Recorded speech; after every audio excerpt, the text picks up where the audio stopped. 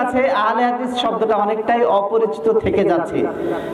আমরা চাইবো আমাদের মুরব্বীরা যারা আছেন, মধ্যবয়সী যারা আছেন, যারা অভিভাবক আছেন, যারা বাবা মা আছেন, তারা যেন তাদের সন্তানদেরকে তাদের আকীদা মানহাজ সম্পর্কে বেখবর না রাখেন। তাদেরকে যেন এটুকু অন্তত বোঝান আহলে হাদিস বলতে কি বোঝায়। আজকে আমার আলোচনার বিষয় ওটাই, যে আহলে হাদিস আসলে কি, কেন আমরা আহলে হাদিস, কেন আমাদেরকে আহলে হাদিস মানহাজের উপর থাকা দরকার, এবং কেন এই মানহাজকে সারা বাংলার বুকে ছড়িয়ে দেওয়া দরকার। এটাই আজকে আমাদের আলোচনার বিষয়। প্রথম বিষয় হচ্ছে আহলে হাদিস বলতে আসলে আমরা কি বুঝি। খুব সহজ কথাই, আহলে হাদিস মানে হচ্ছে পবিত্র কুরআন এবং সহিহ হাদিসের অনুসারী। পবিত্র কুরআন এবং সহিহ হাদিসের অনুসারী। আমরা একটু বাড়িয়ে বলি, এখন বাড়িয়ে বলি এই কারণে, বাংলাদেশে হোক বা যেখানে হোক না কেন, সারা বিশ্বে এমন কোন ইসলামী দল উপদলকে পাবেন না, এমনকি যারা কাদিয়ানি, এমনকি যারা শিয়া, তারাও বলে যে আমরা কুরআন এবং হাদিস মানি। বলে কি না? বলে না? যারা মাঝে মাঝে সিজদা করছে, যারা পীর সাহেবগিরি করছেন, তাদেরকেও জিজ্ঞাসা করলে তারা কি বলবেন? আমরা কুরআন এবং হাদিস মানি। শুধু কুরআন এবং হাদিস মানার নাম আহলে হাদিস নয়, পবিত্র কুরআন এবং সহিহ হাদিসের নিঃশর্ত অনুসারী। আমরা একটা শব্দ মানে আলাদাভাবে যোগ করি, নিঃশর্ত অনুসারী। তার মানে কোনো শর্ত ছাড়াই কুরআন এবং হাদিসে যখনই পেয়ে গেছি তখনই তার উপর আমরা আমল করব। কুরআন এবং হাদিসে নাই ছেড়ে দেব। সহজ কথা হচ্ছে এই, কুরআন এবং হাদিসে পেলে আমরা মেনে নেব, কুরআন এবং হাদিসে নাই তো ছেড়ে দেব। এর নামই হচ্ছে আহলুল হাদিস। আর অন্য যারা বলেন যে আমরা কোরআন এবং হাদিস মানি, তারা আরেকটা শর্ত জুড়ে দেন। শর্তটা কি? আমার মাযহাবের ইমাম যদি মেনে নেন তাহলে আমি মেনে নেব। আমার মাযহাবে যদি থাকে এই হাদিসটা গ্রহণ করা হয় তাহলে আমি এই হাদিসটা গ্রহণ করব। আমার মাযহাবে যদি না থাকে, সহিহ হাদিসে হোক, সহিহ বুখারীতে থাক, সহিহ মুসলিমে থাক, ওটা আমার দেখার বিষয় না।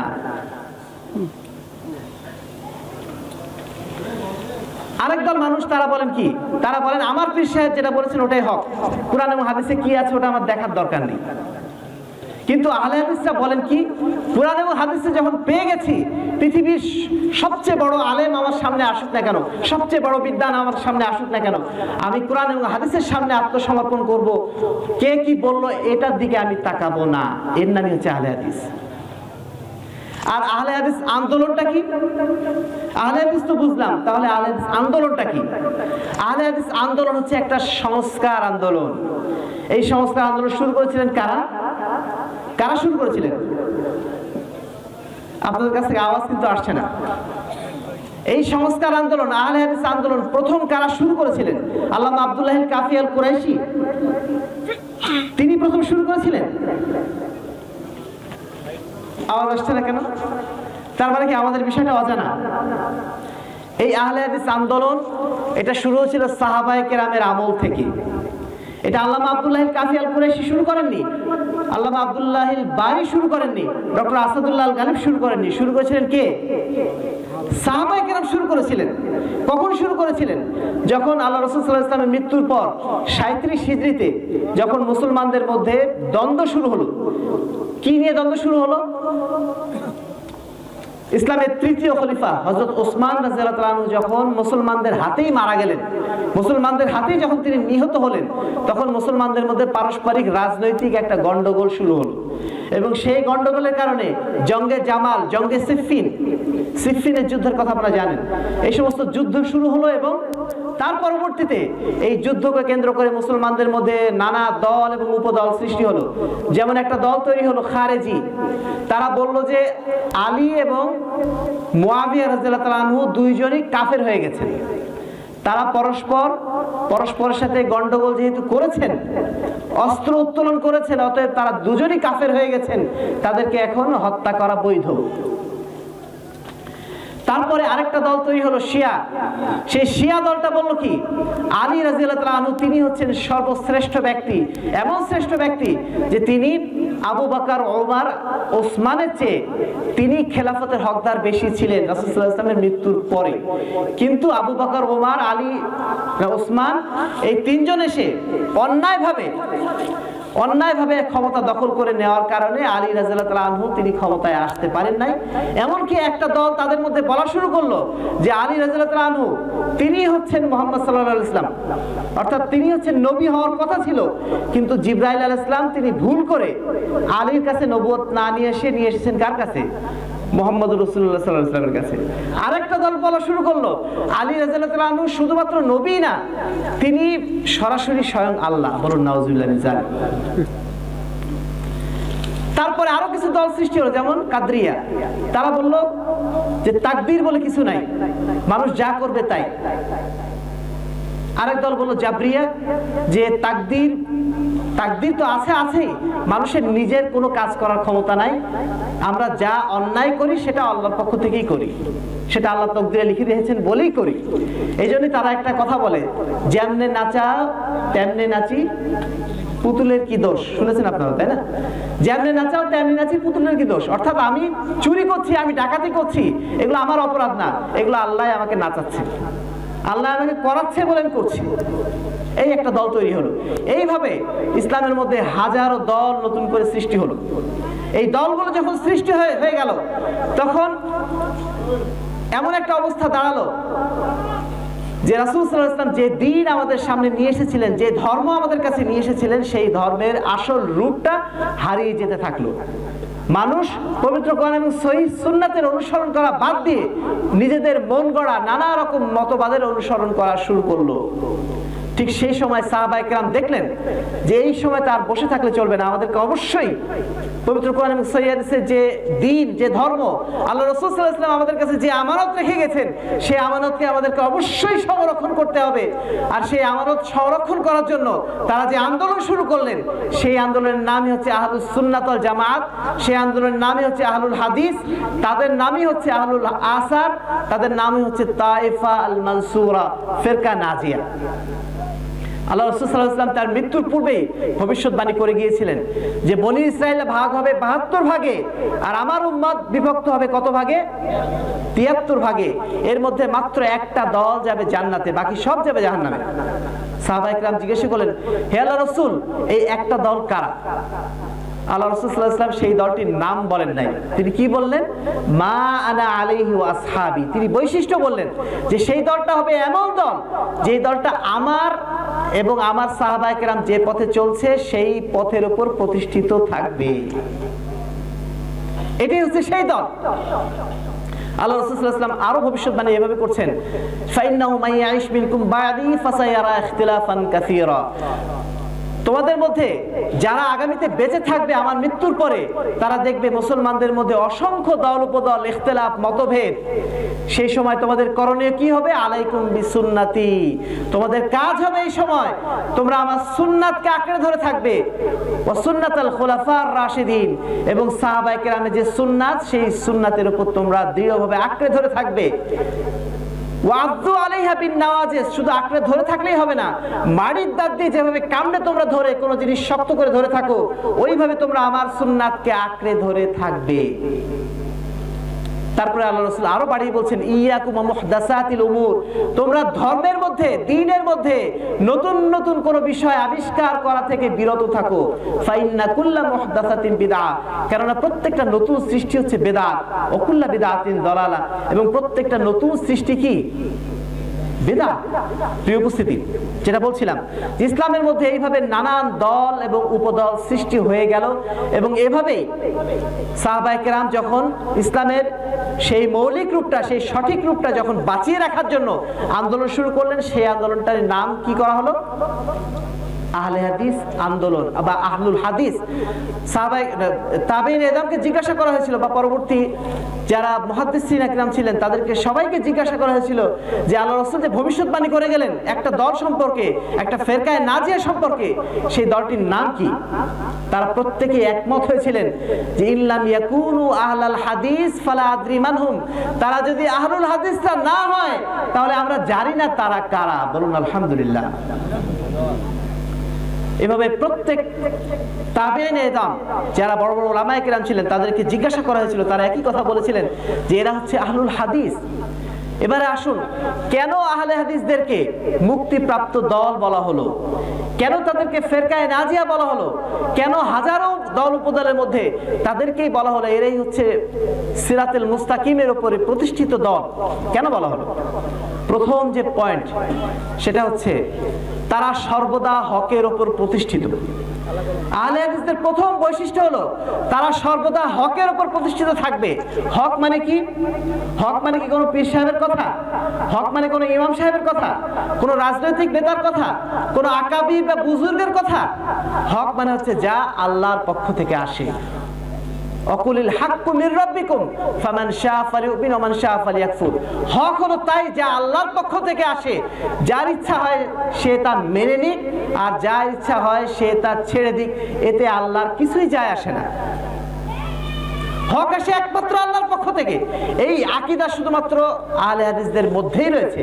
আর এই কারণে দেখবেন আহলে হাদিসরা কোনো ব্যক্তিকে, নির্দিষ্ট ব্যক্তিকে তাদের ইমাম হিসেবে গ্রহণ করে নাই, কোন নির্দিষ্ট ব্যক্তিকে তাদের আকাবির বা বুজুর্গ হিসেবে গ্রহণ করেন নাই। তাদের একমাত্র বুজুর্গ কে? রাসূলুল্লাহ সাল্লাল্লাহু আলাইহি ওয়াসাল্লাম। তাদের একমাত্র আকাবির কে? রাসূলুল্লাহ সাল্লাল্লাহু আলাইহি ওয়াসাল্লাম। তাদের একমাত্র ইমাম কে? রাসূলুল্লাহ সাল্লাল্লাহু আলাইহি ওয়াসাল্লাম। তাদের একমাত্র পীর কে, মুর্শিদ কে? রাসূলুল্লাহ সাল্লাল্লাহু আলাইহি ওয়াসাল্লাম। আর এই কারণে ইবনে কাসির বলছেন হাযা আকবারু শারাফিল লিআহলিল হাদিস বিআন্না ইমামাহুম মুহাম্মদুর রাসূলুল্লাহ সাল্লাল্লাহু আলাইহি ওয়াসাল্লাম। কাল কিয়ামতের ময়দানে যখন আল্লাহ রাব্বুল আলামিন মানব জাতিকে ডাকবেন, প্রত্যেককে তাদের নেতাদের নাম ধরে ধরে ডাকবেন যে অমুক নেতা যারা অনুসারী তারা আসো। ইমাম ইবনে কাসির বলছেন আহলে হাদিসদের সবচেয়ে বড় সম্মান হবে কিয়ামতের দিনে এই যে তাদের নেতা হবেন কে?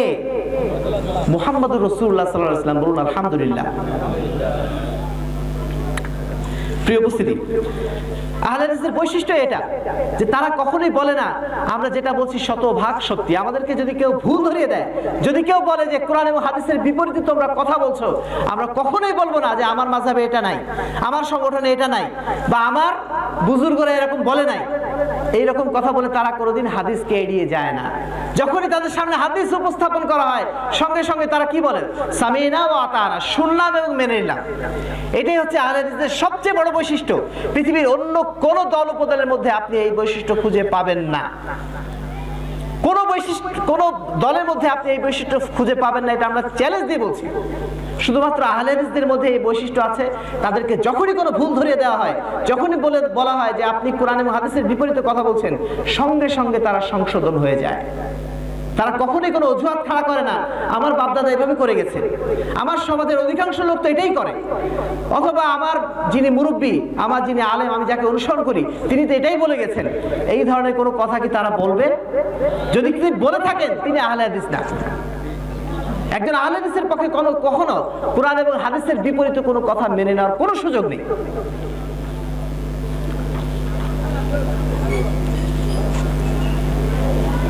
দ্বিতীয় যে বৈশিষ্ট্য আহলে হাদিসদের, তারা সর্বদা কোরআন এবং হাদিসকে সবার উপরে রাখবেন। কোরআন এবং হাদিসই তাদের কাছে সবচেয়ে বড় দলিল। কোরআন এবং হাদিসের বাইরে তাদের কোনো বড় দলিল নেই।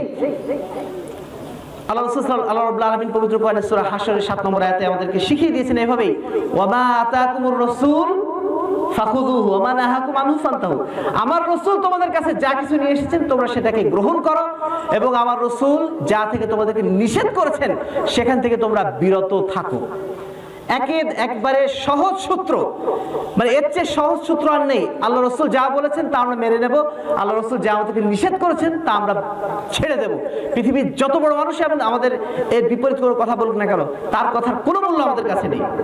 আল্লাহ রাসূল সাল্লাল্লাহু আলাইহি ওয়াসাল্লাম বিদায় হজের দিন আমাদের কাছে স্পষ্ট ঘোষণা দিয়ে গেছেন, তারাকতু ফীকুম আমরাইন, আমি তোমাদের কাছে দুইটা জিনিস রেখে গেলাম, দুইটা বস্তু রেখে গেলাম। লান তাযিল্লু মা তামাসসাকতুম বিহিমা, তোমরা কখনোই পথভ্রষ্ট হবে না যতদিন পর্যন্ত তোমরা ওই দুইটা জিনিস আঁকড়ে ধরে থাকো। সেই দুটো জিনিস কি? কিতাব আল্লাহ ওয়া সুন্নাত নবী, আল্লাহর কিতাব এবং রাসূল সাল্লাল্লাহু আলাইহি ওয়াসাল্লামের সুন্নাত। এই দুটো জিনিস তোমাদের মাঝে আমি রেখে গেলাম, ছেড়ে গেলাম। এই দুটো জিনিস যতদিন তোমরা আঁকড়ে ধরে থাকবে ততদিন তোমরা কখনোই পথভ্রষ্ট হবে না। প্রিয় উপস্থিতি, আমরা অধিকাংশ সময় কোরআন এবং হাদিসের বিধানকে এড়িয়ে চলি, তাকলিদের নাম করি, অন্ধ অনুসরণের কথা বলে আমরা কোরআন এবং হাদিসকে সর্বদা এড়িয়ে যাওয়ার চেষ্টা করি। যখনই আমাদেরকে বলা হয় রফুল ইয়াদাইন করাটা সুন্নাত, সূরা ফাতিহা ইমামের পিছনে পড়াটা সুন্নাত, যখনই বলা হয় আমিন বলা সুন্নাত, পায়ে পা লাগানো সুন্নাত, তখন আমাদের সমাজের একদল মানুষ বলে বসেন যে এটা তো আমাদের মাযহাবে নাই, এটা আমরা গ্রহণ করতে পারবো না। যদি বলা হয় এটা তো সহিহ বুখারীর হাদিস, রাসূল সাল্লাল্লাহু আলাইহি ওয়াসাল্লাম সারা জীবন করে গেছেন, সাহাবায়ে কেরাম করে গেছেন, আমরা কেন করব না? তখন তারা একটাই কথা বলেন যে আমার মাযহাবে নাই, আমরা করব না। এটা বলেন কিনা? প্রিয় উপস্থিতি, একজন মুসলমানের পক্ষে যিনি পবিত্র কোরআন এবং সহিহ হাদিসের অনুসারী হবেন, তার পক্ষে এই কথা বলার কোনো সুযোগ আছে? এই কথা বলার সুযোগ আল্লাহ রাব্বুল আলামিন কি রেখেছেন আমাদের জন্য? আল্লাহ বলছেন ওয়ালা তাকুনু কাল্লাযীনা তাফাররাকু, তোমরা তাদের মতো হয়ো না যারা বিচ্ছিন্ন হয়ে গেছে, ওয়াখতালাফু, এবং তারা মতভেদ করেছে, মিন বাদি মা জাআহুল বাইয়িনাত, তাদের কাছে স্পষ্ট দলিল বা প্রমাণ আসার পরেও, ওয়া উলাইকা লাহুম আযাবুন আযীম, তাদের জন্য রয়েছে আল্লাহর পক্ষ থেকে কঠিন শাস্তি। সূরা আলে ইমরান 105 নম্বর আয়াত। আল্লাহ রাব্বুল আলামিন আমাদেরকে কঠিন হুঁশিয়ারি দিচ্ছেন যে দলিল আসার পরে, স্পষ্ট প্রমাণ আসার পরে তোমরা এই কথা কখনো বলতে পারো না যে আমার মাযহাবে নাই, আমার ইমাম এরকম কথা বলেন নাই। এই ধরনের কোনো কথা বলার সুযোগ নেই। যারা এই ধরনের আচরণ করে তাদেরকে ইহুদিদের সাথে তুলনা দিয়ে আল্লাহ রাব্বুল আলামিন বলেন ইত্তাখাযু আহবারাহুম ওয়া রুহবানাহুম আরবাবা মিন দুনিল্লাহ, যারা ইহুদি ছিল তারা তাদের ধর্ম নেতাদেরকে, তাদের পাদ্রীদেরকে তারা আল্লাহকে বাদ দিয়ে রব হিসাবে গ্রহণ করেছিল। আল্লাহকে বাদ দিয়ে রব হিসেবে গ্রহণ করেছিল, তার অর্থ কি? তারা কি মনে করেছিল তাদের পাদ্রীরা, তাদের ধর্মনেতারা তাদেরকে সৃষ্টি করেছেন? বিষয়টা এমন না। রব হিসেবে গ্রহণ করেছিল মানে কি? আল্লাহর দেওয়া বিধানকে যেভাবে মানতে হয় নিঃশর্তভাবে, ঠিক তারা ওইভাবে আল্লাহর দেওয়া বিধানকে বাদ দিয়ে তাদের যারা নেতা ছিল, তাদের যারা ধর্মনেতা ছিল, তাদের বিধানকে তারা অনুসরণ করা শুরু করেছিল। আর এজন্যই আল্লাহ রাব্বুল আলামিন পবিত্র কোরআনে তাদেরকে এভাবে নিন্দা করেছেন। প্রিয় উপস্থিতি, আল্লাহ রাব্বুল আলামিন আরো সুন্দরভাবে সূরা মায়েদার 104 নম্বর আয়াতে বলছেন ওয়া ইযা কিলা লাহুম তাআলাউ, যখন তাদেরকে বলা হতো যে আসো ইলা মা আনজালাল্লাহ, আল্লাহ এবং তার রাসূলের প্রতি যা কিছু নাজিল করা হয়েছে, তখন তারা কি বলতো? ক্বালু হাসবুনা মা ওয়াজাদনা আলাইহি আবানা, আমাদের জন্য ওটাই যথেষ্ট যা আমাদের বাবা মা রেখে গেছেন, আমাদের পিতা মাতা, আমাদের দাদা নানা, তারা যে সমস্ত বিধান রেখে গিয়েছেন ওটাই আমাদের জন্য যথেষ্ট, আমাদের সামনে এই সমস্ত নতুন বিধান আর এনো না, নতুন কথা আর বলো না। কাল কিয়ামতের ময়দানে এদের অবস্থাটা কি হবে? আল্লাহ বলছেন যে কাল কিয়ামতের ময়দানে এই সমস্ত লোকরা তাদের ধর্ম নেতাদের বিরুদ্ধে অভিযোগ করে বলবে আল্লাহর কাছে, ইন্না আতানা সাদাতানা, হে আল্লাহ আমাদের তো কোনো দোষ ছিল না, দুনিয়াতে আমরা যে অপকর্মগুলো করেছি, আল্লাহর বিধান বাদ দিয়ে মানুষের বিধান মেনেছি, আমাদের তো কোনো দোষ ছিল না। ইন্না আতানা সাদাতানা, আমরা তো কেবলমাত্র আমাদের যারা নেতা তাদের অনুসরণ করেছি, অকুবারানা, আমাদের যারা বড় লিডার ছিল, যারা ধর্মনেতা ছিল তাদের আমরা অনুসরণ করেছিলাম। ফাদাল্লুনা সাবিলা, তারাই আমাদেরকে পথভ্রষ্ট করেছিল, আমাদের তো কোনো দোষ নেই। আজকের দিনে তুমি তাদেরকে ডাবল ডাবল শাস্তি দাও এবং তুমি তাদেরকে মহা লানতে অভিষিক্ত করো। প্রিয় উপস্থিতি, আল্লাহ রাব্বুল আলামিন আমাদেরকে স্পষ্টভাবে বলে দিচ্ছেন এভাবে যে ইত্তাবিউ মা উনজিলা ইলাইকুম, তোমাদের উপর আল্লাহর পক্ষ থেকে যা নাজিল করা হয়েছে সেটাই তোমরা অনুসরণ করো। ওয়ালা তাত্তাবিউ মিন দুনি আউলিয়া, আল্লাহকে বাদ দিয়ে অন্য যারা আউলিয়া আছে, ওলিয়া আউলিয়া আছে, অভিভাবক আছে, যারা ইমাম আছে, তাদের তোমরা অনুসরণ করো না। কলিলাম মা তাযাক্কারুন, তোমরা খুব অল্পই উপদেশ গ্রহণ করো। সূরা আরাফ 3 নম্বর আয়াত। এমনকি আল্লাহ রাসূল সাল্লাল্লাহু আলাইহি ওয়াসাল্লাম তাকেও বলা হচ্ছে তুমি মানুষকে বলে দাও এভাবে, ইন আত্তাবি মা ইউহা ইলাইয়া, হে মানুষ আমিও কেবলমাত্র তাই অনুসরণ করি যা আমার উপরে নাজিল করা হয়েছে আল্লাহর পক্ষ থেকে। ওয়ামা আনা ইল্লা নাযিরুম মুবিন, আমি তো তোমাদের কাছে একজন শুধুমাত্র ভীতি প্রদর্শনকারী, স্পষ্ট ভীতি প্রদর্শনকারী, বই কিছুই নই। অর্থাৎ রাসূল সাল্লাল্লাহু আলাইহি ওয়াসাল্লাম নিজেও একই কথা বলছেন যে আমি শুধুমাত্র অনুসরণ করি তাই যা আমার উপর নাজিল করা হয়েছে। তাহলে আমি একজন সাধারণ মানুষ হয়ে আমার পক্ষে এই কথা বলার কি সুযোগ আছে যে আল্লাহর বিধানে কি আছে, আল্লাহ রাসূল কি বলেছেন ওটা আমার দেখার দরকার নেই, আমার ইমাম যা বলেছেন, আমার পিতামাতা যা বলে গেছেন ওটাই আমার জন্য যথেষ্ট, এই কথা বলার কোনো সুযোগ আছে? প্রিয় উপস্থিতি, আমাদেরকে এই বিষয়গুলো বোঝার চেষ্টা করতে হবে। আমাদের মধ্যে একটা ভুল ধারণা আছে, আমরা লা মাযহাবী, আমাদেরকে বলা হয় কি লা মাযহাবী। আমরা কি লা মাযহাবী? আমাদের মাযহাব অবশ্যই আছে, এবং সেই মাযহাবটা কার মাযহাব?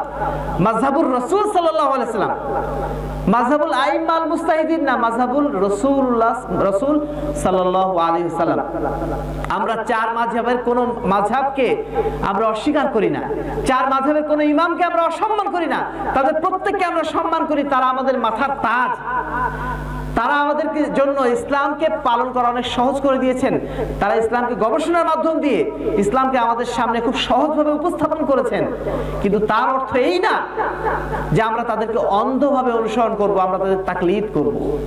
তারা নিজেরাও বলছে না তোমরা আমাদের তাকলিদ করো না, বরং তোমরা সেখান থেকে গ্রহণ করো যেখান থেকে আমরা গ্রহণ করেছি, অর্থাৎ কিতাব ও সুন্নাহ থেকে। ইমাম আবু হানিফা স্পষ্ট হয়ে বলছেন, ইদা সাহহাল হাদিস ফাহুয়া মাযহাবি, যখন কোন হাদিস তোমরা সহিহ পেয়ে যাবে জেনে রাখো ওটাই হচ্ছে আমার মাযহাব। তিনি বলছেন যে কোরআন এবং সহিহ হাদিসের বিপরীতে যদি আমার কোনো মত থাকে, সেই মতটা তোমরা দেয়ালের বুকে পটকার মতো ছুঁড়ে মারো। সেই ইমামরা আমাদেরকে বলছেন তোমরা আমাদের অনুসরণ অন্ধভাবে করো না। আর আমরা তাদেরকে আজকে এতশো বছর পরে এসে আমরা বলছি চার মাযহাব ফরজ। আরো মজার বিষয় হচ্ছে এই, আজকে অনেকেই দেখবেন যারা মাযহাবী সম্প্রদায়ের রয়েছেন, তারা আমিন বলাকে নিয়ে ব্যঙ্গ করে, রসুল এদেন করাকে নিয়ে ব্যঙ্গ করে। এমনকি স্টেজে দাঁড়িয়ে পায়ে পা মিলাই না, আমরা সালাতে পায়ে পা মিলাই, তো এটাকে তারা নাটক করে দেখাচ্ছে যে পায়ে পা মিলালে কি হয়। অথচ মজার বিষয় হচ্ছে শুধু হানাফি মাযহাব বাদ দিয়ে বাকি তিন মাযহাবে জোরে আমিন বলাও আছে, রফুল এদেন করাও আছে, আবার পায়ে পা মিলানো আছে। তাহলে তারা যে বলছেন চার মাযহাব ফরজ, তারা কি তাদের নিজেদের কথারই বিরোধিতা করছেন না? তাদের মাযহাবে হয়তো নাই, কিন্তু অন্য তিন মাযহাবে তো ওটা আছে। এবং আহলে হাদিসদের এমন কোন মাসলা মাসাইল নাই, এমন কোন বক্তব্য নেই যেটা চার মাযহাবের বাইরে আছে, অথবা হাম্বলি মাযহাবে আছে, অথবা মালিকি মাযহাবে আছে। অর্থাৎ আহলে হাদিসের যেটা মাযহাব, আহলে হাদিসের যেটা মানহাজ, সেটা হচ্ছে প্রত্যেক মাযহাবের যেটা সঠিক ফতোয়া, যেটা পবিত্র কোরআন এবং সহিহ হাদিসের অনুযায়ী, সেই ফতোয়াটা তারা গ্রহণ করে নেন। এবং পবিত্র কোরআন এবং সহিহ হাদিসের বাইরে যদি কোনো ফতোয়া থাকে সেটাকে তারা গ্রহণ করেন না। এটি হচ্ছে পার্থক্য। আমরা চার মাযহাবকেই অনুসরণ করি, কিন্তু চার মাযহাবের কোনটা অনুসরণ করি যেটা কিতাব ও সুন্নাতের সাথে মিলে যায়, এবং যেটা কিতাব ও সুন্নাতের সাথে মেলে না সেটাকে আমরা অনুসরণ করি না। কারণ আল্লাহ রাব্বুল আলামিন আমাদেরকে নিষেধ করেছেন, ইয়া আইয়ুহাল্লাযীনা আমানু আতিউল্লাহ ওয়া আতিউর রাসূল ওয়া লা তুবতিলু আমালাকুম, হে ঈমানদারগণ তোমরা আল্লাহর আনুগত্য করো, তোমরা রাসূলের আনুগত্য করো, এবং আল্লাহ এবং তার রাসূলের আনুগত্য করা বাদ দিয়ে যদি অন্য কারো আনুগত্য করো তোমরা, তাহলে তোমাদের আমল বাতিল হয়ে যাবে। ওয়া লা তুবতিলু আমালাকুম, তোমরা তোমাদের আমলগুলোকে বাতিল করে দিও না। যদি এই আশঙ্কা না থাকতো, এই ভয় না থাকতো, তাহলে আমরা চার মাযহাবের কোন একটা মাযহাবকে হয়তোবা তাকলিদ করতাম, অন্ধভাবে অনুসরণ করতাম। কিন্তু আমাদের ভয় তো এটাই যে কাল কিয়ামতের ময়দানে আল্লাহর সামনে আমাদের দাঁড়াতে হবে। সেই দিন যদি আল্লাহ রাব্বুল আলামিন আমাদের প্রশ্ন করেন যে কিতাব এবং সুন্নাতে পাওয়ার পরেও তোমরা কেন অনুসরণ করলে না, কেন তোমরা একজন মানুষের অনুসরণ করতে গেলে যাকে আমরা নবী হিসেবে প্রেরণ করে নাই, তার কথাকে তোমরা কেন অনুসরণ করতে গেলে, যদি এই প্রশ্ন আমাদেরকে করা হয়, এই প্রশ্নের কোনো উত্তর কি আমরা দিতে পারবো? প্রিয় উপস্থিতি, ভাবার চেষ্টা করুন, বোঝার চেষ্টা করুন, কেন আমরা আহলুল হাদিস, কেন আমরা চার মাযহাবের তাকলিদ করি না? আমরা চার মাযহাবের সবাইকে আমরা অত্যন্ত শ্রদ্ধা করি। চার মাযহাব যদি না থাকতো ইসলামকে এত সহজভাবে আমরা বুঝতাম না। আমাদের পত্রিকাগুলোতে দেখবেন, আমাদের বইগুলোতে দেখবেন, চার মাযহাবের সমস্ত ইমামদের ফতোয়াগুলো কিন্তু দেওয়া আছে। সালাতুর রাসূল বইটা আপনারা দেখেছেন না? ওখানেও দেখবেন হানাফি মাযহাবের বইয়ের রেফারেন্সও দেওয়া আছে, হাম্বলি মাযহাবের বইয়ের রেফারেন্স দেওয়া আছে, সব মাযহাবের ইমামদের রেফারেন্স দেওয়া আছে। এমনকি আমাদের যে আত-তাহরিক পত্রিকা, সেখানে যে 40টা ফতোয়া দেওয়া হয়, 40টা ফতোয়া দেখবেন ওইভাবে দেওয়া আছে চার মাযহাবের সমস্ত ইমামদের যে সমস্ত বইগুলো রয়েছে, সে সমস্ত বই থেকে আমরা রেফারেন্স দেই। তার মানে আমরা চারটা মাযহাবের কোনো মাযহাবকে আমরা অস্বীকার করি না, অগ্রাহ্য করি না। কিন্তু যারা চার মাযহাব ফরজ বলছেন, তারাই বরং বাকি তিনটা মাযহাবকে বাদ দিয়ে মাত্র একটা মাযহাবকে মানেন। তারা একটা মাযহাবকে মানছেন, আর আমরা চারটা মাযহাবকে কিন্তু মানছি প্রকারান্তরে। তো বিষয়টা হচ্ছে আমরাই কিন্তু আমাদের হাসতে বেশি, আমরাই কিন্তু বেশি অংশগ্রহণ করছি, বেশি নিচ্ছি তাদের কাছ থেকে, অথচ আমাদের প্রতি অপবাদ দেওয়া হচ্ছে কি আমরা লা মাযহাবী। প্রিয় উপস্থিতি, যেটা বলতে চেয়েছিলাম, আল্লাহ রাব্বুল আলামিন আমাদেরকে বলছেন সূরা জুমারে 18 নম্বর আয়াতে, ফাবাশশির ইবাদি, হে মুহাম্মদ সাল্লাল্লাহু আলাইহি ওয়াসাল্লাম আপনি মানুষকে সুসংবাদ দিয়ে দিন, আমার ওই সমস্ত বান্দাদের সুসংবাদ দিয়ে দিন, আল্লাযীনা ইস্তামিউনাল কাউল, যারা মনোযোগ সহকারে কথা শুনে, ফায়াত্তাবিউনা আহসানু, অতঃপর সবচেয়ে উত্তম যে কথাটি সেই কথাটি তারা অনুসরণ করে। উলাইকা আল্লাযিনা হাদাহুমুল্লাহ, তারাই হচ্ছে তারা যাদেরকে আল্লাহ রাব্বুল আলামিন হেদায়েত দান করেছেন। উলাইকা হুম উলুল আলবাব, তারাই হচ্ছে তারা যারা হচ্ছে জ্ঞানী।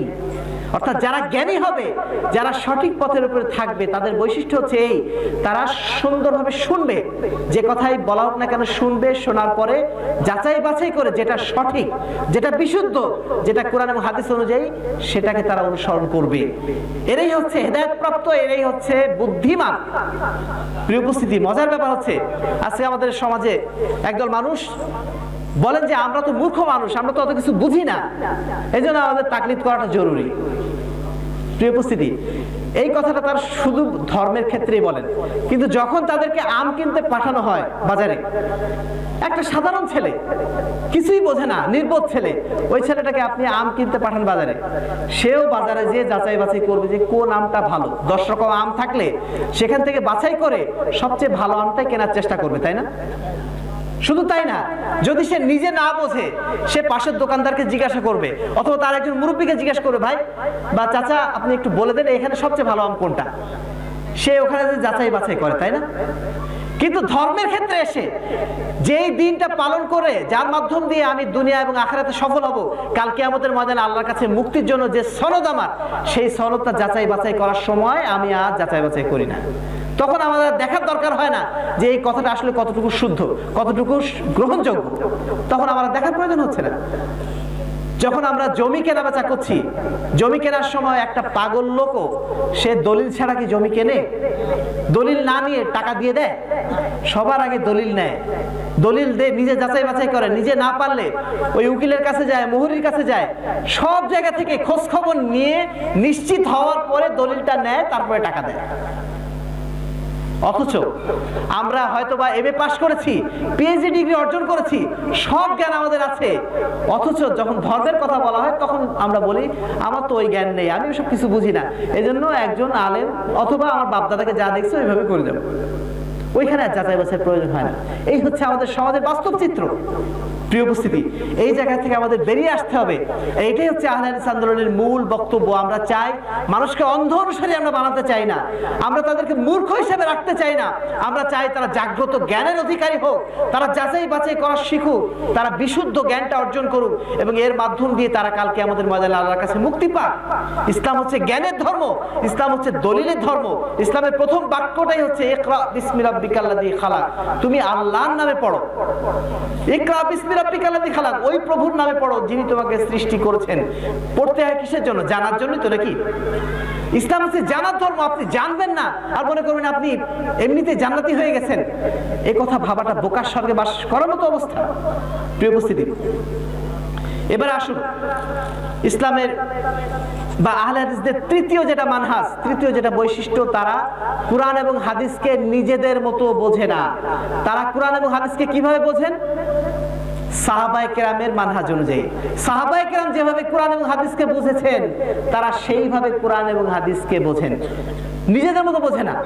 একটা দলিল দেই, পবিত্র কোরআন এবং সহিহ হাদিস থেকেই কিন্তু যারা আজকে যত বিভ্রান্ত দল আছে, সমস্ত বিভ্রান্ত দল, তারা দলিল দেয় কোথা থেকে জানেন? কোরআন থেকে দেয়, হাদিস থেকে দেয়। যেমন ভাবে ধরে নেন, আজকে আমাদের সমাজে একটা নতুন প্রথা চালু হয়েছে, ঈদে মিলাদুন নবী, তাই না? ঈদে মিলাদুন নবী, ঈদে মিলাদুন নবী বাংলাদেশে 1974 সালের আগে ছিল না।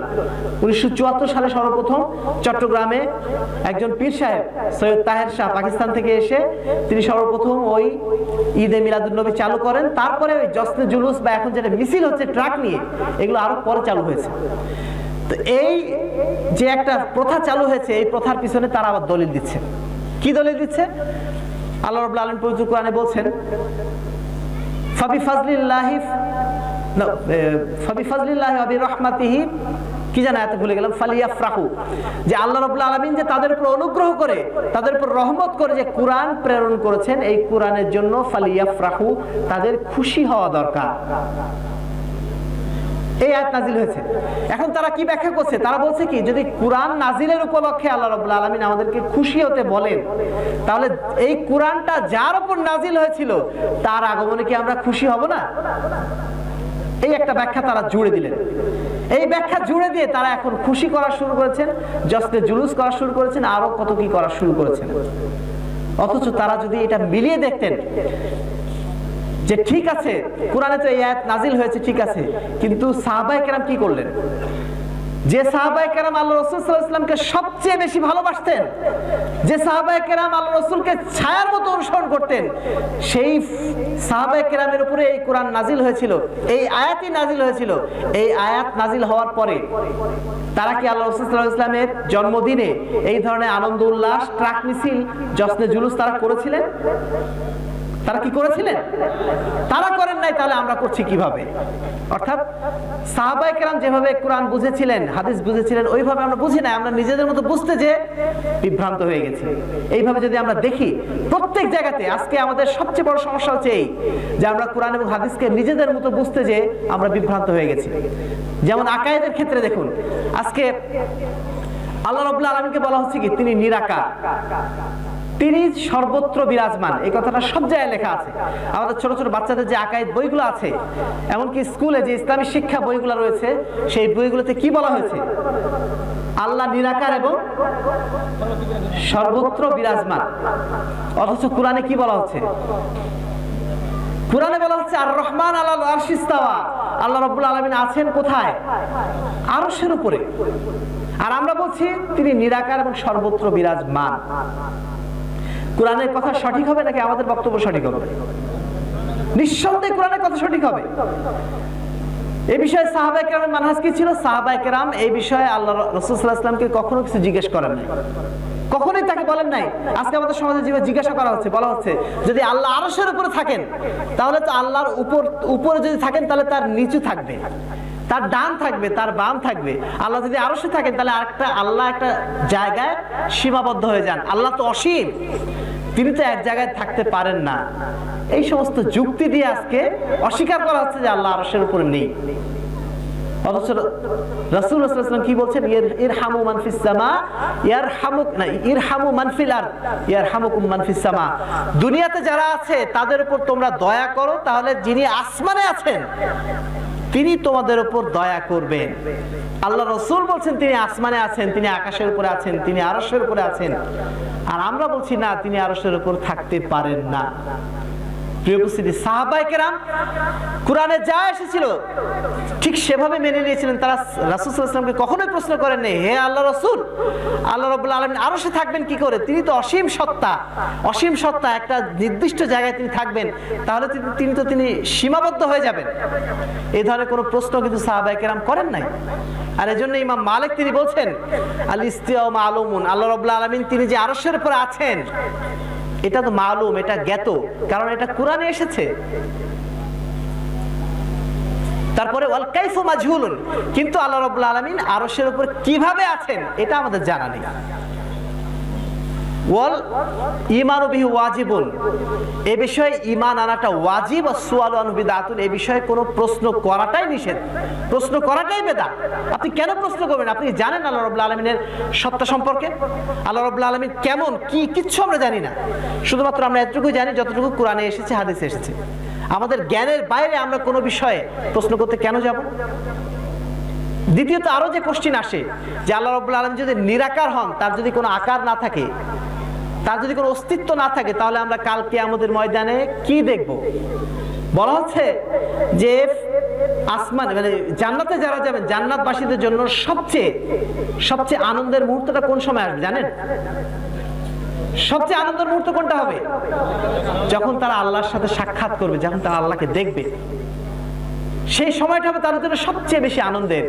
এখন যদি আমরা বলি যে আল্লাহ নিরাকার, তাহলে আমরা কাল কিয়ামতের ময়দানে কোন সত্তাকে দেখব? নিঃসন্দেহে আল্লাহর আকার আছে। আল্লাহ রাব্বুল আলামিন পবিত্র অসংখ্য জায়গায় তার হাতের কথা বলছেন, তার পায়ের কথা বলছেন, তার চেহারার কথা বলছেন, সবকিছু বলছেন। কিন্তু তার অর্থ এই না যে তিনি আমাদের মতো। লাইসা কামিসলিহি শাই ওয়া হুয়াস সামিউল বাসীর, তার তুলনীয় কিছুই নেই। তিনি কেমন সেটা তিনি একমাত্র জানেন, সেটা আমরা কেউ জানি না। আমরা সেই বিষয়ে কোনো প্রশ্নও তুলি না। প্রিয় উপস্থিতি, আজকে এই আকীদার নষ্ট হয়ে যাওয়ার কারণে আমাদের সমাজে একদল মানুষ তারা আল্লাহ রাব্বুল আলামিনের একসাথে ইবাদত করছে, একসাথে তারা মসজিদে সিজদা করছে, আবার যে সিজদা করছে কোথায়? মাজারে যে সিজদা করছে। অথচ তারা প্রতিদিন সূরা ফাতিহা যখন পড়ছে কি বলে? ইয়াকা না'বুদু ওয়া ইয়াকা নাস্তাঈন, আমরা একমাত্র আপনারই ইবাদত করি, আপনারই দাসত্ব করি এবং আপনার কাছেই সাহায্য চাই। এই কথা যখন বলছে, বলার পরে আবার তারা ছোট বাচ্চা নবজাতক যখন হচ্ছে, আমাদের শিরকের কালচারটা এমন ভাবে শুরু হয়ে গেছে যে একদম নবজাতক যখন সে জন্ম নেয় তখন তো শিরক শুরু হয়ে যায়। প্রথমেই আমরা আমাদের মা বাবারা সন্তানের মাথায় একটা কালো টিপ দিয়ে দেন, তাই না? কি জন্য দেন? যেন তার উপর বদ নজর না লাগে। তার হাতে একটা তাবিজ বেঁধে দেন। কেন বাঁধেন? যেন তার উপর কোনো বদ আসর না পড়ে, অথবা সে যেন কোনো বিপদ আপদ থেকে বেঁচে যায়। এখন আমরা বলছি ইয়াকা না'বুদু ওয়া ইয়াকা নাস্তাঈন, আমাদের বাঁচানোর মালিক কে? বিপদ থেকে আমাদের বাঁচাবেন কে? একমাত্র আল্লাহ রাব্বুল আলামিন। ওই কপালের কালো টিপ, হাতের ওই যে জিনিসটা আপনি বাঁধলেন, তাবিজ বাঁধলেন, ওই তাবিজকে আমাদেরকে কখনো বিপদ থেকে মুক্তি দিতে পারে? যখন আপনি বাঁধছেন তার মানে আপনার বিশ্বাসটা আল্লাহর উপর না থেকে বিশ্বাসটা কোথায় যাচ্ছে? তাবিজের উপর বিশ্বাস যাচ্ছে। প্রিয় উপস্থিতি, এইভাবে আমাদের সমাজের শিরকের কালচারগুলো চারিদিকে বেড়ে উঠছে। এবং এমনকি 1981 সালের হিসাবে বাংলাদেশের পীর সাহেব কতজন জানেন? বাংলাদেশের পীর কতজন এখন? 1981 সালের হিসাবে 2,98,000 পীর বাংলাদেশে, 81 সালের হিসাবে। আর এখন 31 বছর পরে বা 40 বছর পরে এখন কত হবে? কমছে না বাড়ছে? নিঃসন্দেহে বাড়ছে। প্রিয় উপস্থিতি, এরা কি বলে জানেন? এরা বলে যে যদি আমাদেরকে আদালতে বিচারকের কাছে যেতে হয় তাহলে সরাসরি যাওয়া যায় না, একজন উকিলের মাধ্যমে যেতে হয়। এই পীর সাহেবরা, এদেরকে আমরা পূজা করি না, এদের কাছে আমরা যাই কি জন্য? এরা যেন আমাদের জন্য আল্লাহর কাছে একটা মাধ্যম হয়, আমাদের চাওয়া পাওয়াগুলো আল্লাহর কাছে যেন পাঠিয়ে দেয়। আমরা তো একদম পাপী মানুষ, আমরা তো পাপ করে করে আমাদের অন্তরটা পুড়ে গেছে। এখন ওলিউল আউলিয়া না ধরলে আমরা আল্লাহর কাছে পৌঁছাতে পারবো না, এটা হচ্ছে তাদের দলিল। অথচ আল্লাহ রাব্বুল আলামিন পবিত্র কোরআনে কি বলছেন?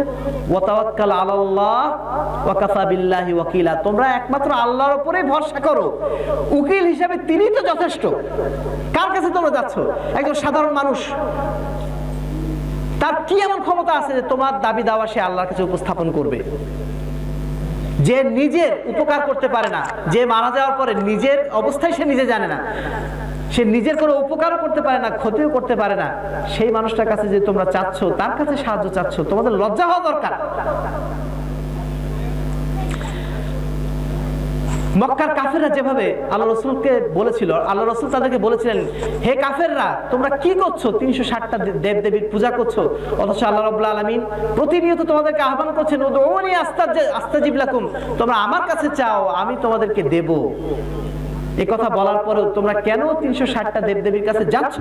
তারা কি বলতো? মা না'বুদুহুম ইল্লা লিয়ুকাররিবুনা ইলাল্লাহি যুলফা, আমরা তো ওদের কাছে, ওদের তো আমরা ইবাদত করি না, ওদের তো আমরা দাসত্ব করি না, ওদের পূজা করি না, আমরা ওদের কাছে যাই এই কারণেই যেন তারা আমাদেরকে আল্লাহর কাছে নিয়ে যায়, এই জন্যই তাদের কাছে যাচ্ছি, আর তো কোনো উদ্দেশ্য নেই।